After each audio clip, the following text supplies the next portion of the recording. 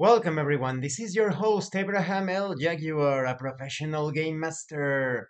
First of all, this channel is proudly sponsored by D3 Studios, the publishers and developers of Dames of Asstoria, a tabletop role-playing game where you play as monster girls experiencing high adventure in a world that doesn't fully accept them. They have recently released Daughters of Lamb. This is a pay what you want tabletop RPG where you get to play as cybernetic nuns with guns, looking for the missing pieces of their AI god. You will find it in their website. The link will be in the description and in the pinned comment. This channel is also proudly sponsored by the Red Room Publishing. Please check out their store for exclusive tabletop RPG products and check out their free tabletop RPG, the Red Roleplaying Game. This is a generic role-playing game system designed to work with any genre, theme, flavor, setting, and it is free. You will find it in their website along many other things. The link will be in the description and in the pinned comment as well. Now, a moment, please, while I maximize. Today, I want to talk about some Halloween considerations to be applied in your tabletop RPG sessions or campaigns. We are currently in Spooktober, the spooky season. Halloween night is fast approaching. So, some game masters perhaps would like to play Halloween themed scenario or campaign. So, I wanted to talk a bit about that. I remember a long time ago, I saw a module of Labyrinth Lord. I don't remember the publisher. It should be in Red RPG. I also don't remember the name. Was it like Crawl? I forget. But the important thing is that that module was sort of like a sandbox type of adventure. And each section of the sandbox, that is not all of it, but various hexes throughout the sandbox, contained themed encounters trying to represent the various Halloween creatures, situations, and whatnot. So I think that if you want to create a Halloween themed scenario or even a campaign, it is important to understand what is the essence of Halloween as classically presented in modern fiction or even festivities. For me, Halloween peaked during the 90s, and there are many, many videos supporting this. 90s Halloween could very well be the peak because you had Halloween everywhere. Some could be thinking, oh, Halloween in the 80s, Halloween in the 70s, but the exposure that you were constantly subjected to reached its maximum point during the 90s due to the commercials, the television shows. It's as if the entire world transformed. Even sitcoms, series, even I think some soap operas, they had their Halloween themed episodes. So even if the show that you were watching, the whatever, didn't the comic books didn't focus completely on horror, scary things, and such, because it was Halloween, the spooky season. They always had a few, or even, or at least one episode dedicated to Halloween. And like I said, any sort of restaurant products that you would purchase on the store, they were always heavily themed around Halloween. Especially those cereals, although they are, those of you that now know the truth, they are absolute crap.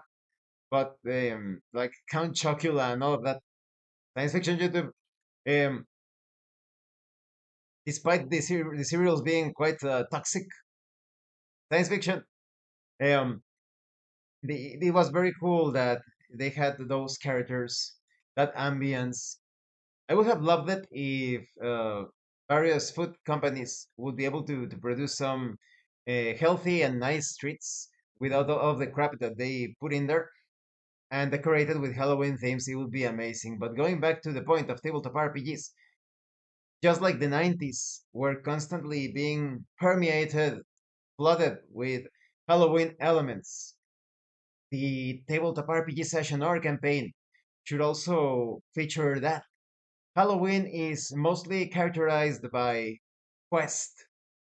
Children go out into the night, into the neighborhoods, or at least they used to. I don't know. In current times, we're living in the post-apocalypse, or perhaps the apocalypse. But back then, children used to go out into the night with their pumpkins, their bags, their sacks, whatever, and they would go to different houses to ask for a treat, or you would get a trick, supposedly. And so they are given delicious treats. If you're lucky, you're given very healthy, delicious snacks, and no, not the crap, like I said. But in tabletop RPGs, you could have the player characters going on a similar journey or quest. They could perhaps have to dress up as monsters to trick the creatures of the night because they're going into a very dangerous night, or perhaps if you want to run it as a campaign, maybe they have like 30 days to complete something, but the entire land is shrouded in darkness and fear and monsters and the undead. So the player characters will need to look for a way to camouflage themselves and move among the creatures of the night, perhaps even having to communicate with some of them, right?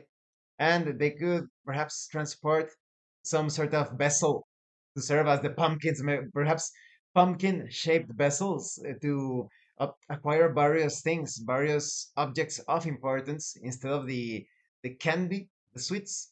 They are looking for various items to stop some sort of calamity or catastrophe. Perhaps instead of going to visit the neighbor's house, they are now venturing into the castle of the vampire queen or into the house of the mad scientist, going deeper into the woods of the werewolf. And now they need to either negotiate or defeat the monsters that lie in those places, right? So I think it is an awesome way to run a tabletop RPG, Halloween themed adventure, or even a campaign. There are so many ways to go about it, right? I remember a very disappointing module, although it was the idea was good, but the execution was horrible. For Deluxe Tunnels and Trolls, it was not produced and not published by the same publishers of Deluxe Tunnels and Trolls. It's by another publisher, but I don't remember the name of that module. But in that module, you had to go trick or treating to various houses, but those houses contained the inhabitants of those houses were various famous serial killers. So it had that scary vibe. But why I said that it failed in its execution is because it's all random. Every single thing is random in that scenario. Like you have no way of playing any sort of strategy or tactic.